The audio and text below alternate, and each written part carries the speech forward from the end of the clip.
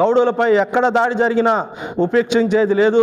ఎందుకంటే మా భారతదేశంలో ఈ 2 తెలుగు రాష్ట్రాల్లోనే కోటి జనాభా కలిగిన గౌడ కులం బీసీ కులాల్లో అగ్రకులంగా ఉన్న గౌడ కులాన్నే మీరు ఇది చేయాలంటే మేము రాష్ట్ర వ్యాప్తంగా అన్ని రాష్ట్రాల గౌడులను కలుపుకొని మేము ఏ పోరాటం చేయడానికైనా సిద్ధంగా ఉన్నామని చెప్పి ఆంధ్రప్రదేశ్ రాష్ట్ర అధ్యక్షుడిగా తెలియజేస్తా ఉన్నాం.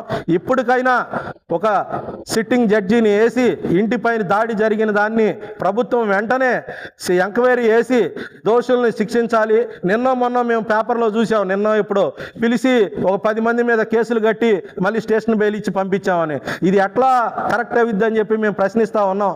ఎందుకంటే ముందుగానే ప్రీప్లాన్డ్గా కర్రలు, కత్తులు, పెట్రోల్ బాటిల్ తీసుకుని వస్తే అది స్టేషన్ బెయిల్ ఇచ్చే కేసా అని చెప్పి మేము ప్రశ్నిస్తూ ఉన్నాం. వాళ్ళని అటెంప్ట్ మర్డర్గా పెట్టి వాళ్ళని దోషుల్ని కఠినంగా శిక్షించాలని చెప్పి రాష్ట్ర ప్రభుత్వానికి, డీజీపీ గారికి, అలాగే కూటమి ప్రభుత్వానికి అందరికీ తెలియజేస్తా ఉన్నాం.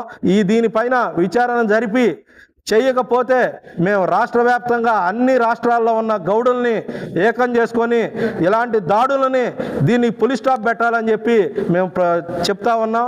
ఇదే విధంగా ఇక్కడ లోకల్గా ఉన్న కృష్ణప్రసాద్ గారు కూడా ఇష్టం వచ్చినట్టు కులాన్ని కించపరిస్తే మాత్రం వదిలేది లేదని చెప్పి కబద్దారని హెచ్చరిస్తా ఉన్నాం.